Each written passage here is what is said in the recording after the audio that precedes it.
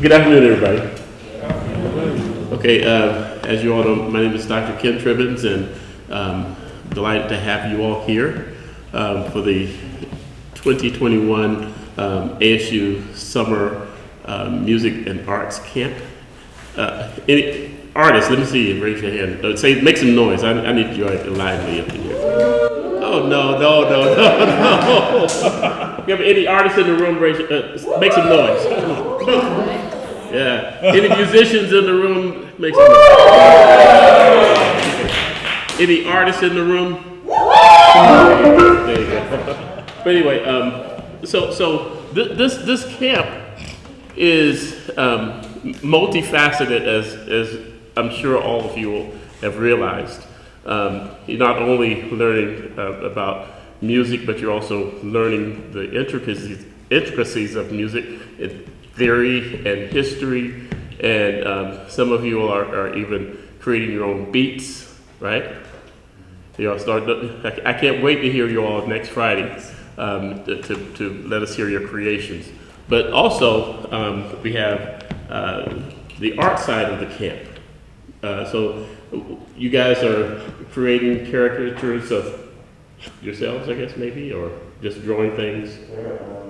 They're doing like portraits, landscapes. Portraits and landscapes. You know, I can't wait to see what you all do. So are you having fun? Yeah. Okay, good. Are you learning anything? Right. Okay, good. So without further ado, the reason why you all are here, and I appreciate the professors allowing you all to come in and view this concert. It's a jazz concert, and I always like to say that jazz and classical music or rock music or rap or whatever, trap, trap. It's you know, when you're dealing with Western music, you're only dealing with 12 notes, right? Just 12 notes, okay? But where jazz and all the other genres kind of differ is how those notes are played, okay? So the jazz, and especially for me, where I was brought up on gospel music, a lot of R&B, Motown. You know, I was before rap. I happen to exist before rap was around, but I still like rap, and so I try to be as diverse in my experiences in music as I can, and that's why I want you all to do the same thing. You don't have to you don't have to like all music. You don't have to like it all, but if you just know where it comes from and the intricacies, I can't even say the word intricacies of of what it takes to produce those sounds and that music, maybe you'll appreciate it a little bit more. Okay, because I know we're all coming out of COVID, and we're dealing with the virtual world. In my opinion, there are certain there's certain pluses and minuses on virtual classrooms and teaching, but I still like the in-person aspect of it, especially when it comes to music. But today it gives me great pleasure in introducing the musicians on the stage. We're going to be playing jazz, and I like to, first of all, say it's an honor for me to be on stage with Professor and Dr. Jillian Baxter on drums. In jazz, we do something we call improvising, and that's when you play what you feel to what you hear. Okay, and we had to do that today at 1:30. We found out the drummer that was going to be on stage was not going to make it, and so I asked Dr. Baxter to play with us, and she agreed to do it. So let's give Dr. Baxter a nice round. She really did. So, but anyway, a few years ago, I met a gentleman by the name of Morrison, and he's from Boston area, but he lives in Brunswick. That's where I'm from, and we became really good friends. He's a bass player, he's a composer, an arranger, all around good guy. I mean, so was that Renaissance. Yeah. He's. Does anybody know what a Renaissance man is? Okay, it's somebody who does a lot. He cooks, right? But anyway, but he does a lot. So this is his trio. I'm the plus one, and so please, this is Phil Morrison. Please give him a nice round of applause. And I'm not going to talk a lot anymore, but let him introduce his music as he sees fit. But on piano, this gentleman, he's from Jacksonville, Florida. He's not originally from Jacksonville, right? Yeah, originally. Okay, originally from Jacksonville, Florida. He went to another university in Tallahassee, which I'm not going to name. Okay, FAMU. Okay, and he's a. Were you a music major back then? Yeah. Okay, music major. He's a trombonist. And he plays incredible piano. He plays incredible trombone, and he's also an incredible singer. So now he said Phil was a Renaissance man. He is too. All right. And Yes. but anyway, we're gonna play some tunes, and the first tune we're gonna do is Speak low. Speak Low.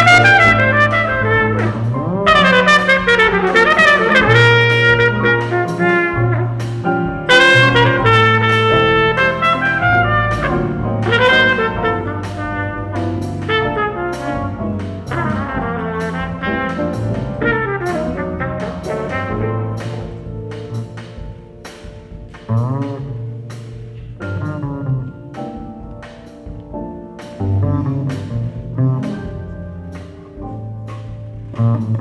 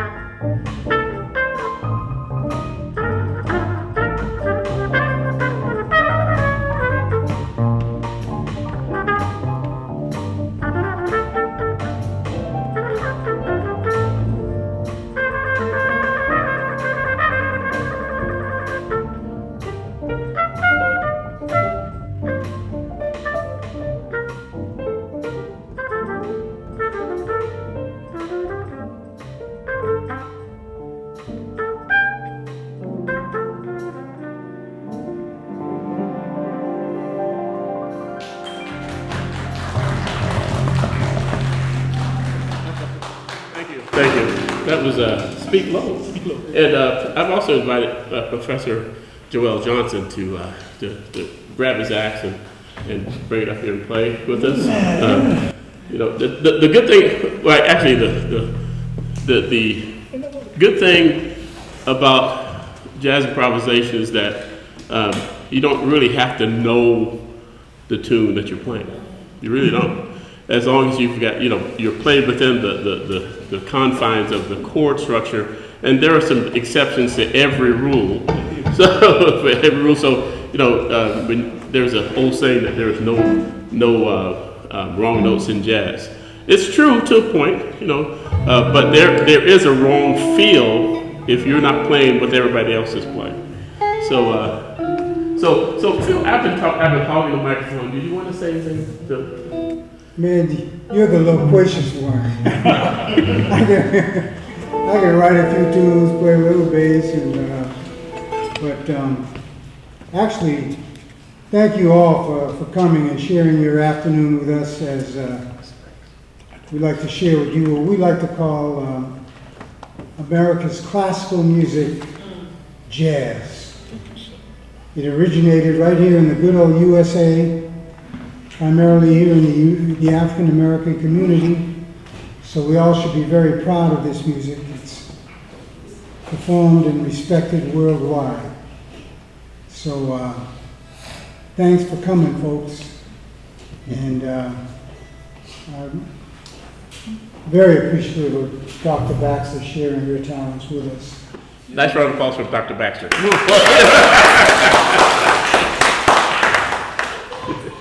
This next tune that we'd like to play is the original tune. It's just a blues in F, and it was written for a great blues man, Mr. T-Bone Walker. Now, T-Bone Walker was a great guitarist. As a matter of fact, he was one of the first electric guitarists to popularize music, pop music, and funk, and R&B, rock and roll. And I had the distinct honor and pleasure of playing with him. He's not only a great musician and a great singer, but also a wonderful human being. He wrote a tune that you might be familiar with. It's called Stormy Monday Blues. T-Bone Walker wrote that. And he influenced great bluesmen like B.B. King and some great players and musicians. So we're going to do this little toe tapping tune. Yeah, that's one thing. You know, jazz is a feel, right? I've been saying that all week long, all the last 2 weeks. But you know, in this genre, it's very it's apropos to clap after all the solos that play. You can clap after after the tune. You know, a lot of applause is appreciated. But you know, just loosen up. You know, in my expressions camp, you know, I want you all to loosen up a little bit, because that's where the expressions come from, right here, right? So you know, we want you all to have fun with us. Okay. Right. 1, 2. You know what to do. Up.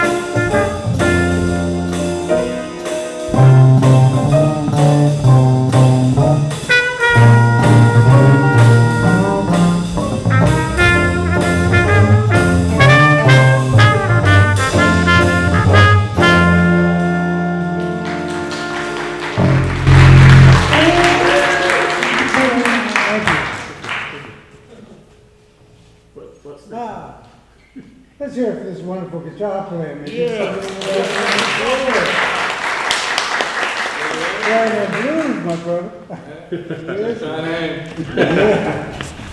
That's Professor Joel Johnson, if I didn't introduce him before. So, Professor Johnson. do you mind if I volunteer Joe to sing something? Yeah, definitely. Do you do girlfriend? Do what? Do you do girlfriend? No. Oh, yeah, I can't. Okay. Okay. Also, in Expressions Camp, some of you might know this tune, "Girl from Ipanema." The original? Yes. Thank you.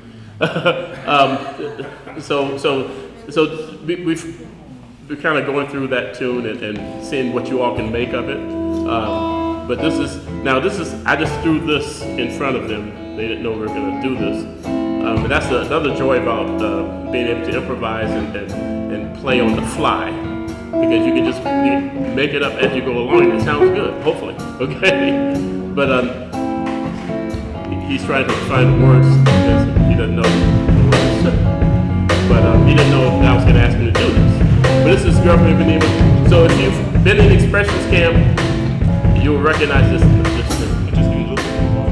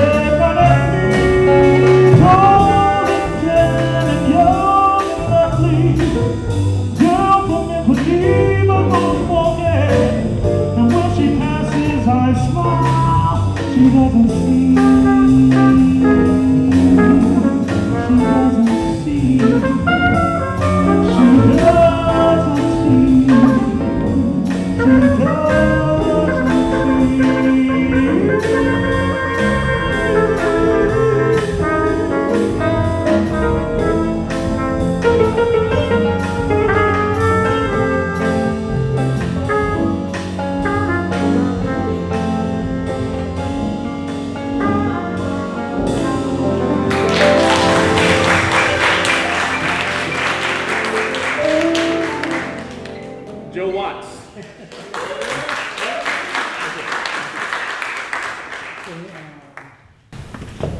You CJ to get out of the key left. Before we do the next one,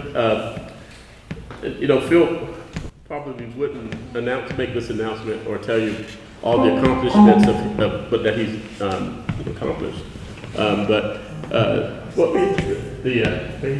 What year was that? Beijing. What's that? I'm The Olympics. sorry, 2008. Okay, 2008 Olympics, Beijing, China. Phil wrote a composition that was chosen by the Olympic Committee, I guess. And so he's in the history books for that. But he's and we're playing a lot of. Well, we haven't done it so far, but we're doing a lot of music I've played a lot of music that he's written, and he is probably one of the most prolific. Prolific composers of jazz that I personally know. I don't know how many tunes that he's written, hundreds, I'm sure, but he's got his own book of tunes. But we're going to do a tune. Is that book? Oh yeah. Here it is right here. This is a small one. This is not all of them. prolific writers. Yeah. This next tune that we're going to play is written by a very prolific writer, Yes, sir. Mr. Duke Ellington. I'm sure you should be familiar with him. He's a great composer. And he wrote this tune that I think you might be familiar with. It's called Take the A Train. Take the A Train. In the key of C.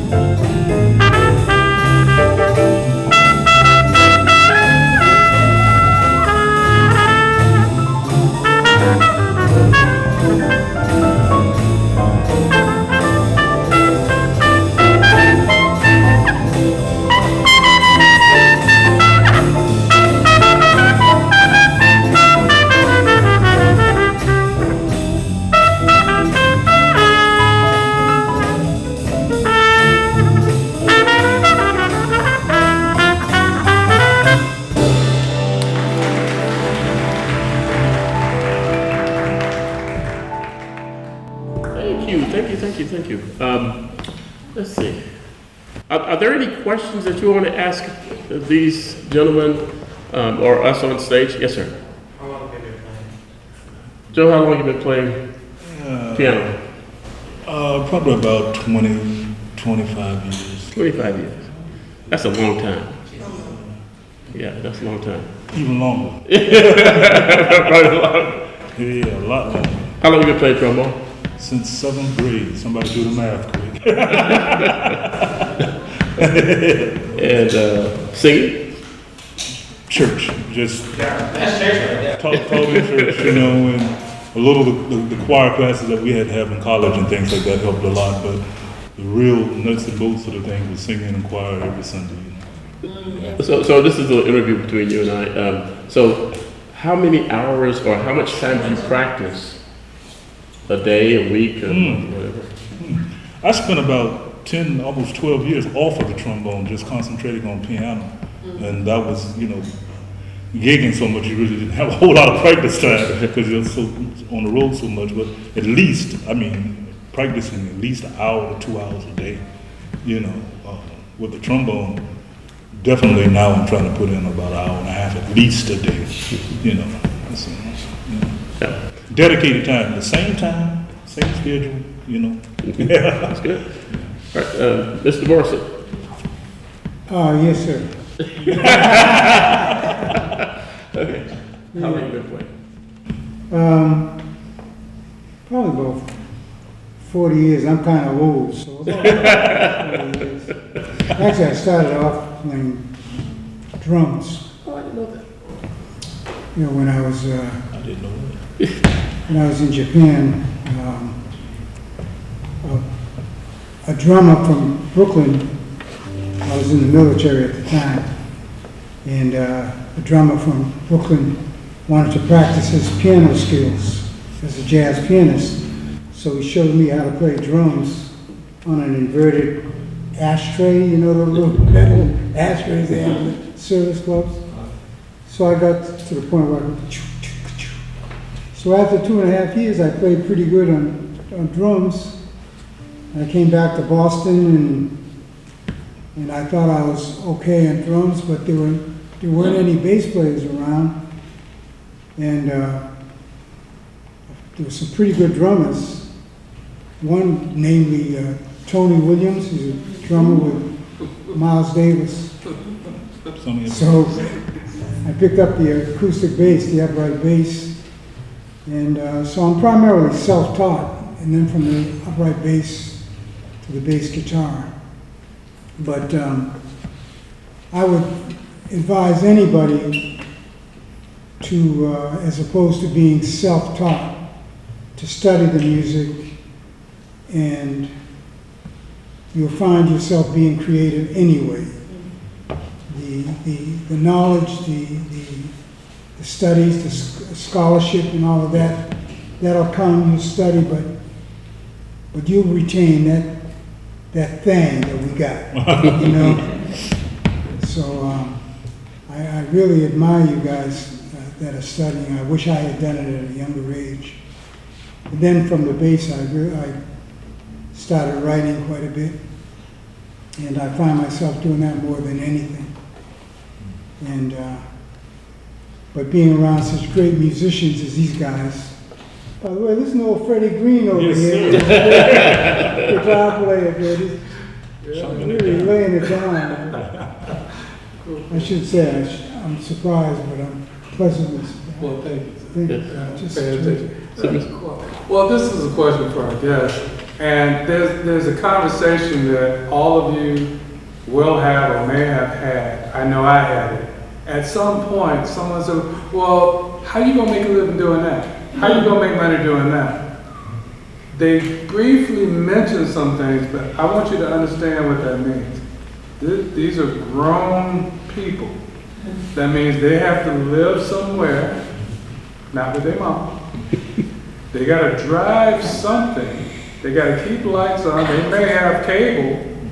How in the world is all that possible? Well, you're looking at it. You have people who have developed skills that most other people can't do. That boring time in the practice room, Yes. that's not just to say to somebody, I practice for an hour. That is, I practice for an hour so that someone can pay me $50 an hour, $100 an hour, $200 an hour for the skill that I have. There's another thing that was mentioned when I was in Japan.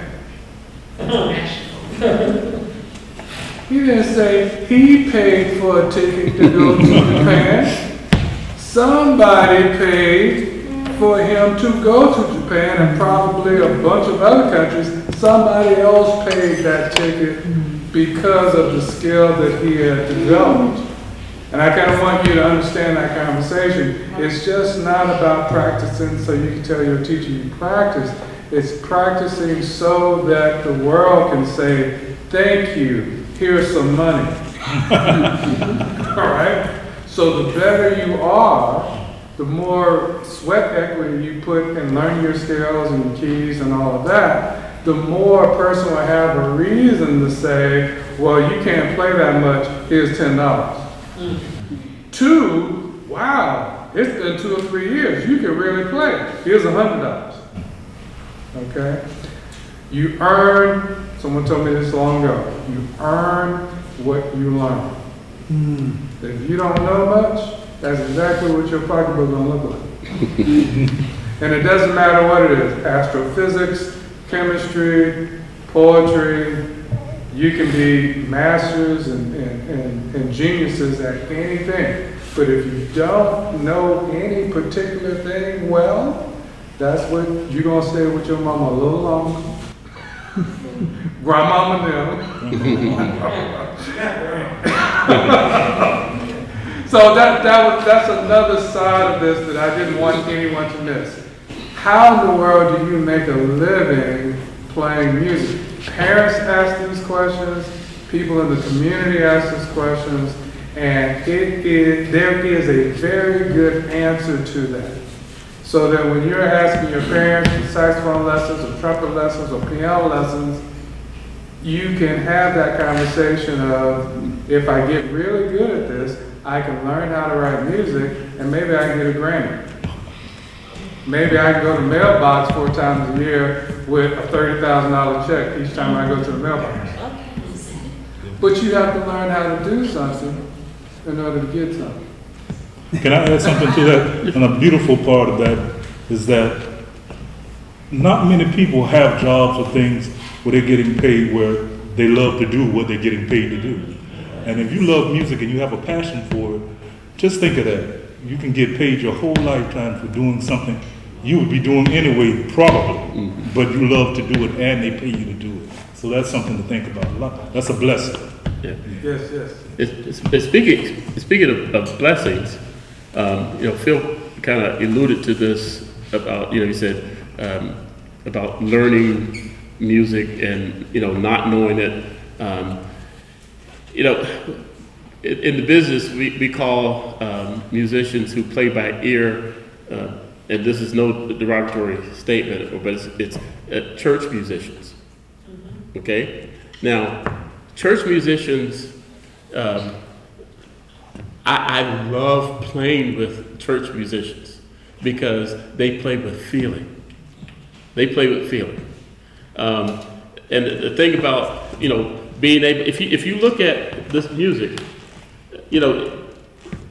I'm using this as a skeleton, as just a roadblock. None of the things that I'm playing are on this music. I'm just making it as I go along. That's what church musicians do, and they make it feel good. They make it, and they can play in any key, and they just it just feels good. But what Phil was talking about, it's good to know what you're doing. It really is good to know that, because if somebody put a piece of music in front of you, then it's not like you're reading Greek, and I don't know, but you just some of my best performances have been with church musicians because it just feels so good. But it is really good to be able to do both.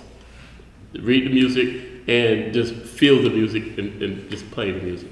Okay, so we're gonna play. We talked a lot. Let's play another tune. Little toe tapping. 1, 2, intro.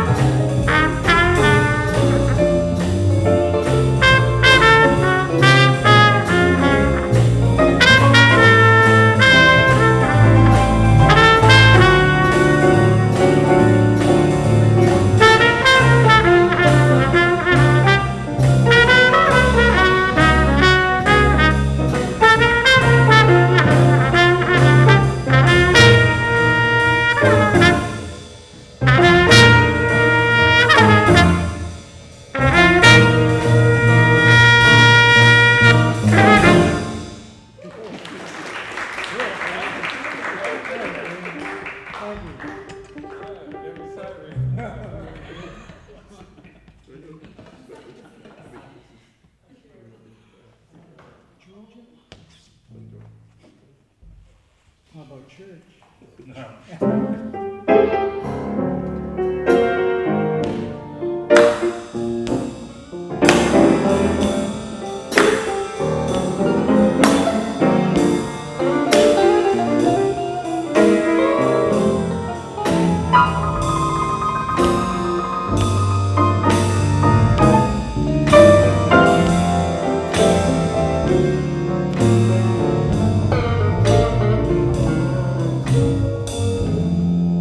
Georgia, Georgia, the whole day through, just an old sweet song, Georgia, my mind.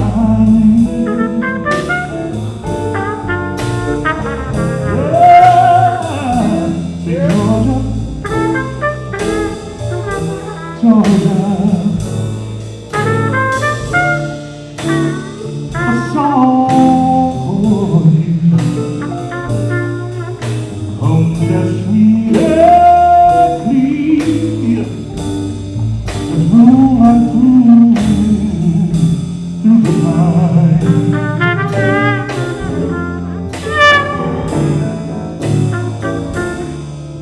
Other arms reach out for me,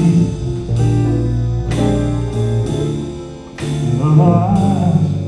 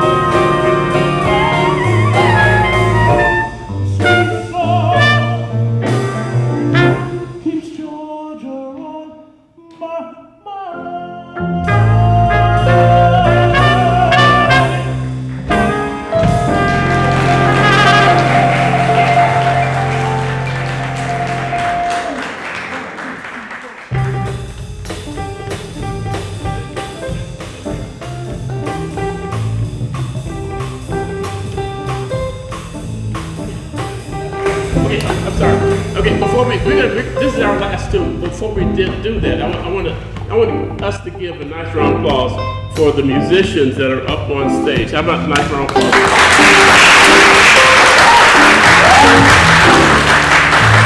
Joe Watts.